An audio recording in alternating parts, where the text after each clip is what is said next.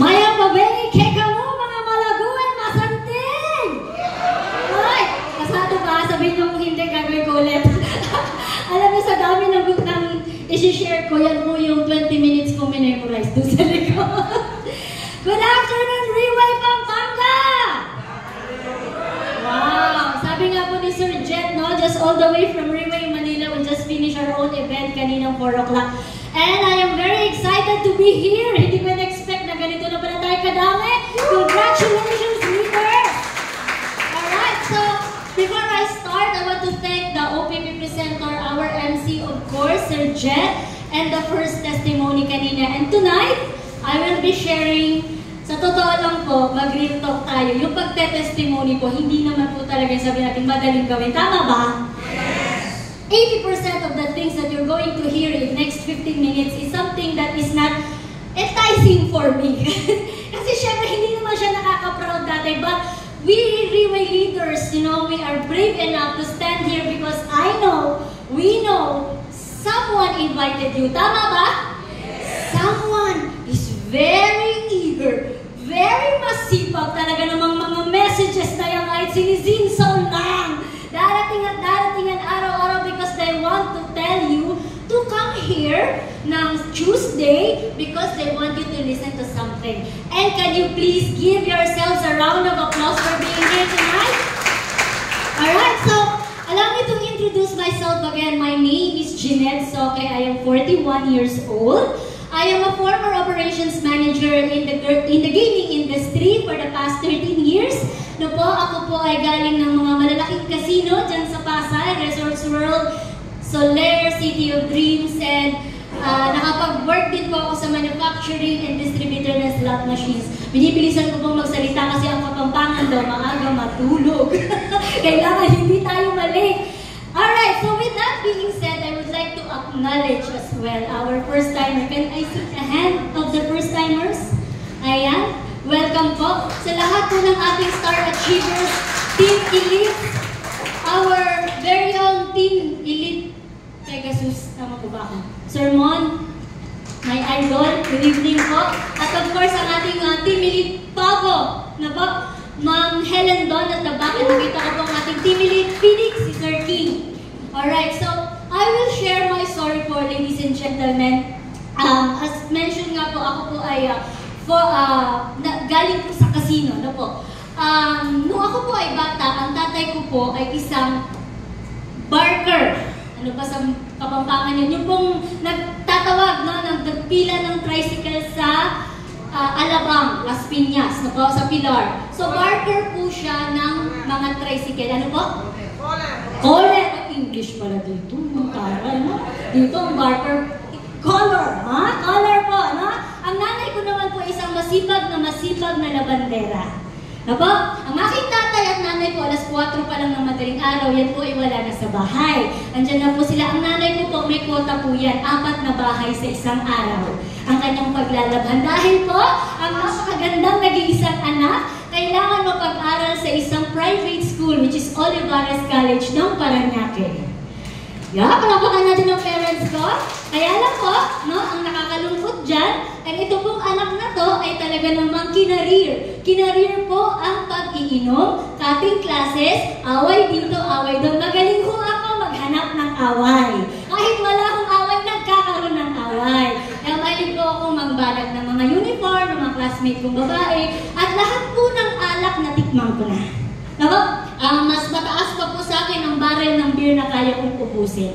So dahil po doon, ako po ay second year high school graduate. Hindi po ako nakapagtapos, ladies and gentlemen.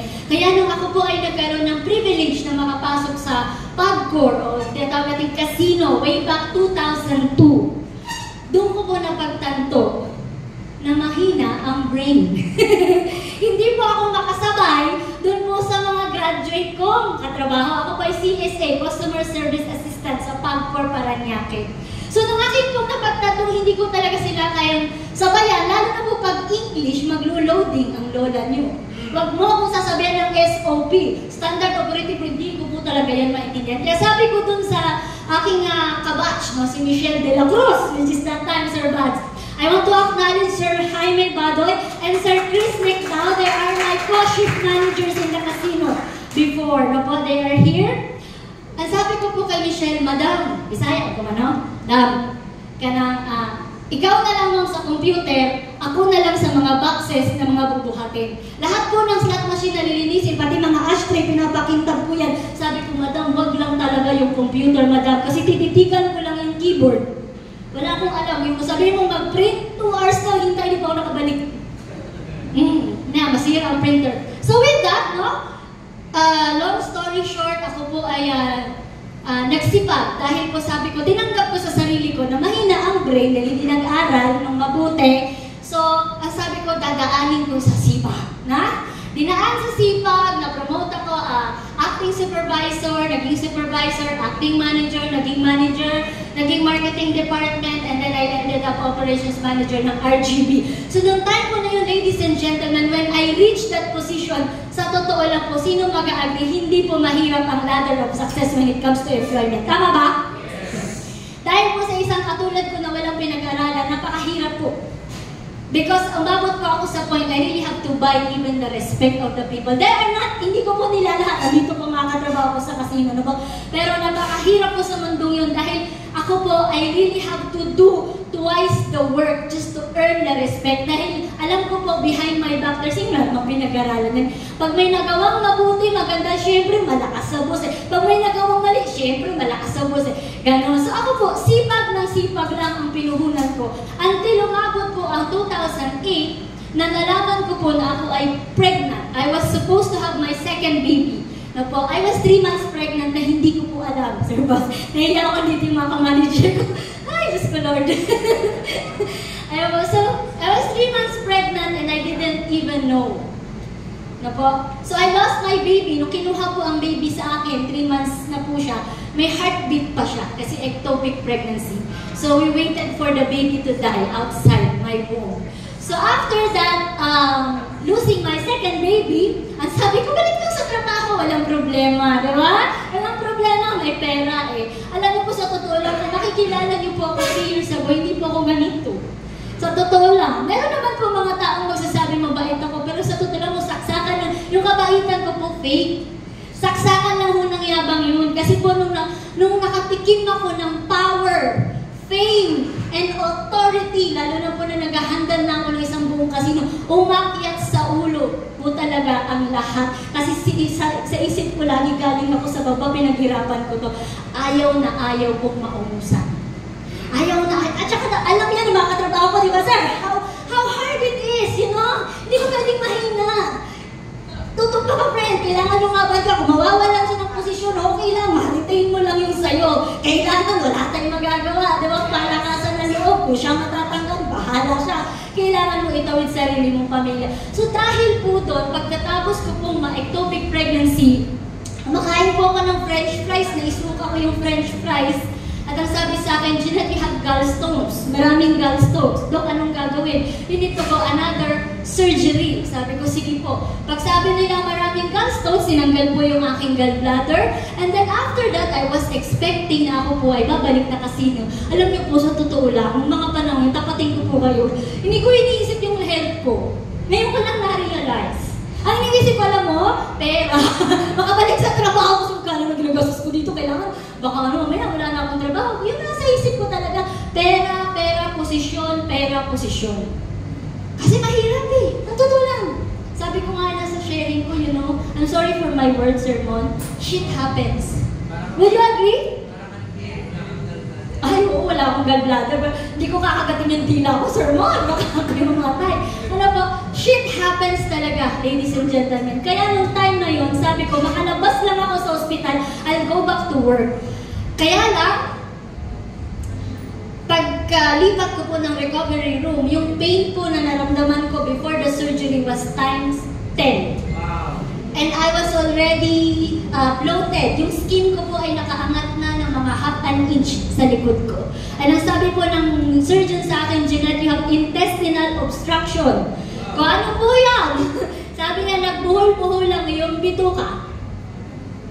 So, kailangan po akong immediate operahan ulit. And sa totoo lang po, kung makikita nyo, 3 years ago. And for me, it's not easy kasi po nagkakagulo sa hospital.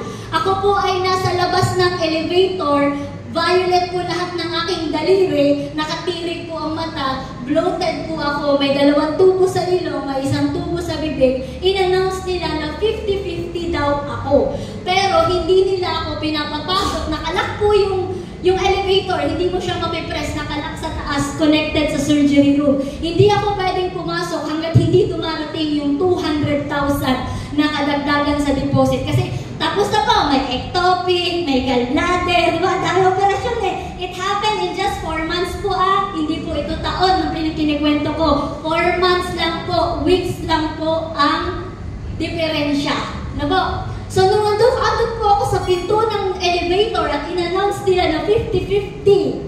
Yung tito ko, sinusuntok yung nurse, yung tita ko sinasabunutan yung cashier. Meron pong wrestling na nangyari sa hospital. Kasi kung ikaw naman matino ka, sinabi mo 50-50 yung pasyente, pero ayaw niyong buksan yung elevator papuntang surgery room. Kaya po nung dumating po yung 200,000,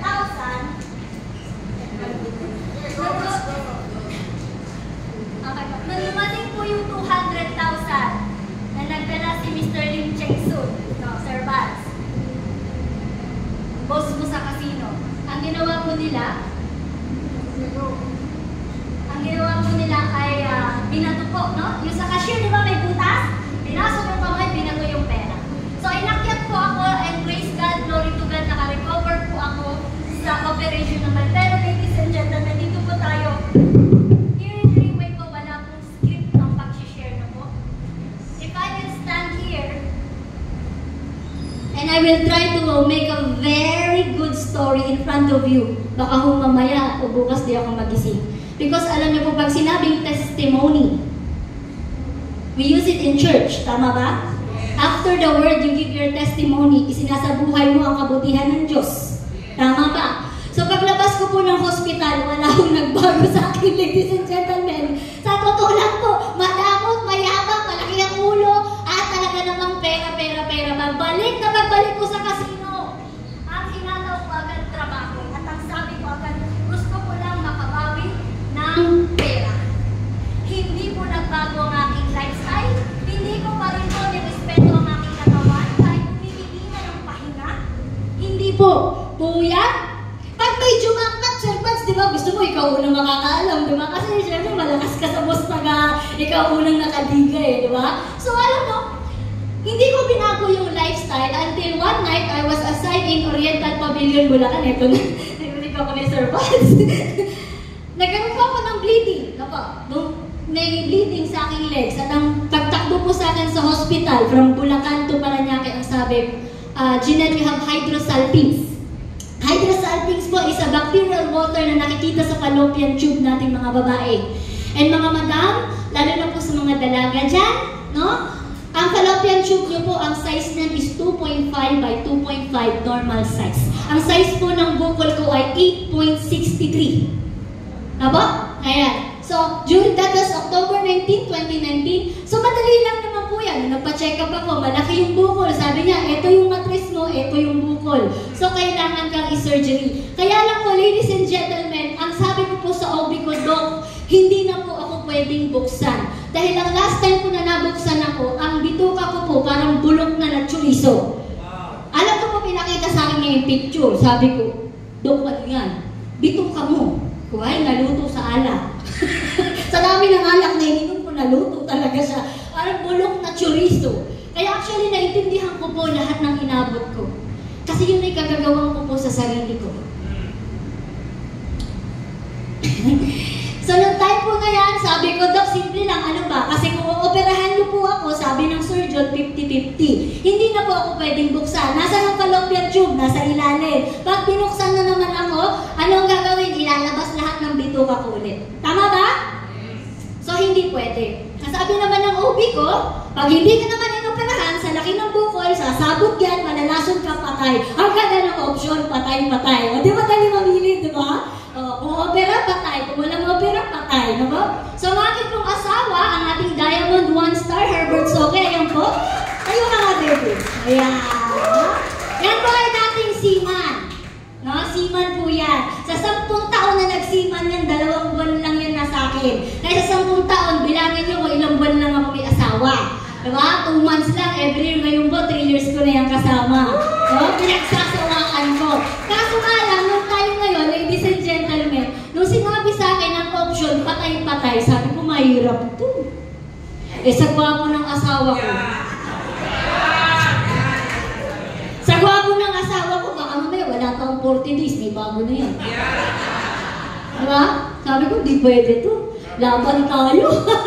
Diba? So, kidding aside, no? Pumirma ang aking asawa ng waiver. Hindi po kami nagpa-opera. Nag-in and out po ako ng hospital just trying to address. Sabi nga ng OB ko, Jeanette, from 8.63 kahit 4. Kahit 4, no? Titigilan kita. Kaya lang po, kung kayo po ay papasok sa hospital room ko that time, mami, pinto pa lang, amoy mo na ang gamot. Kasi po ang gamot ko, 3,700, isa sa tanghali, isa sa gabi. May 800 po ako sa tanghali, may 400, ginigising ako ng alas 12 ng madaling araw. Sinasaksak po sa akin yung antibiotics para palikitin yung bukol, para maiwasan ko yung another surgery. Kaya lang po, nag-end up po lahat hanggang bang delikadong bumigay na yung aking kidney at liver, nag-end po siya ng 6.3. And that time po, a churchmate of mine by the name of Lea Mayor, tinawagan ako. Sabi niya sa akin, tita, itry mo lang stem cell. Ladies and gentlemen, ang ganda po ng OPP kanina. It was one of the best because it's very simple. Na po? Kung ako ay first timer, maiintindihan ko siya. Na po? Congratulations. Pero, nung pinresent po sa akin ng product, ako po nasa ospital, hindi po ako kagaya nung na nakaupo, naka-aircon, na pinakain, hindi po. And sa totoo lang po, wala ho akong naintindihan. Tinawagan ko asawa ko, nasa barko yan eh. Babe, eto na, gagaling daw ako dito. Gawa mo ng paraan, babe, wala akong kakakialam, ibenta mo katawan mo, mangutang ka, mang-hold up ka, wala akong kakialam. Ibili mo ako itong gusto kong mabuhay. Ano ba yun? Hindi ko alam ang pangalan, basta hindi pinatay ang deer. Ano nga pangalan? Saan natin mahanap? Hindi ko alam at wala akong maintindihan sa dami ng sinabi niya. Basta ang alam ko at sinigurado ko, hindi pinatay ang deer. Dahil yun ang importante sa akin, na walang pinapatay na deer. Yun lang. So, ang asawa ko po, no? Ginawa ng paraan, unti-unti, no? And then, ladies and gentlemen, ano pong next picture? Hindi ko po kasi alam, ma'am. Parang naibigay ko. Wala na, okay na.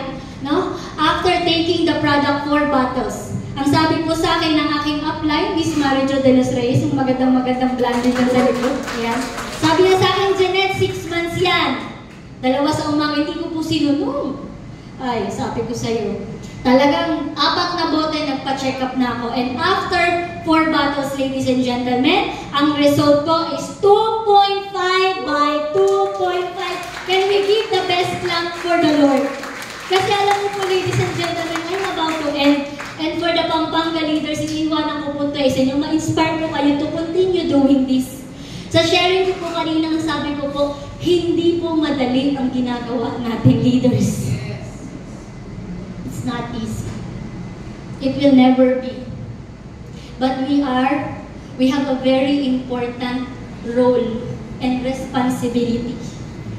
Because you know what you bring, what you deliver in every house is a message of hope.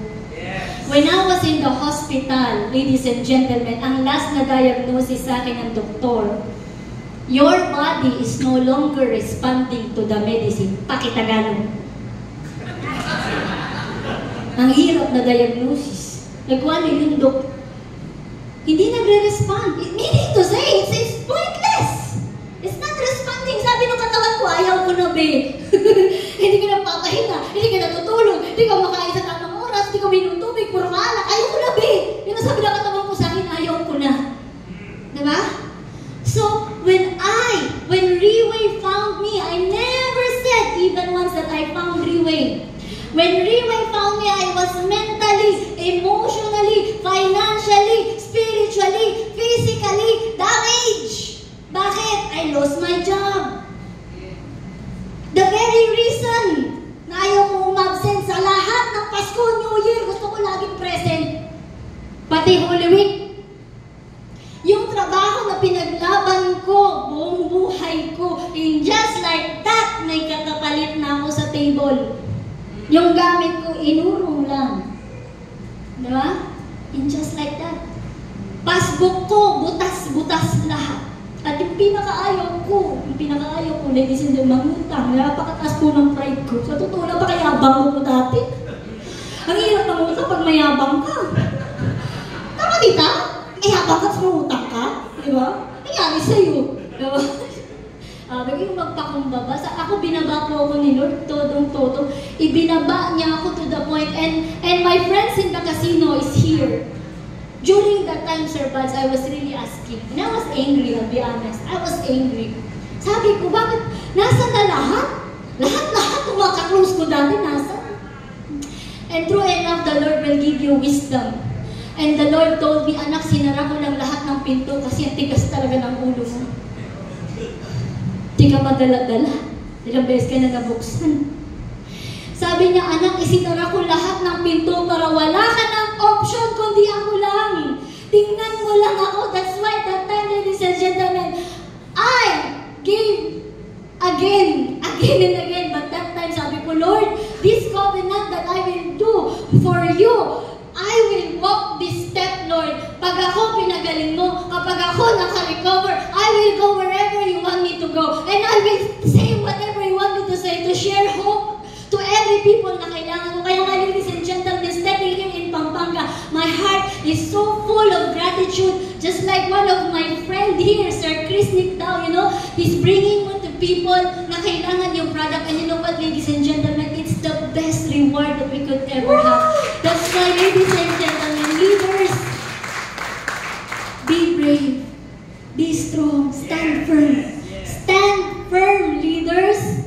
You have a very big responsibility. May nagdadasal na hinihintay kayo. Stand firm and be brave. Wear that biggest smile every morning that I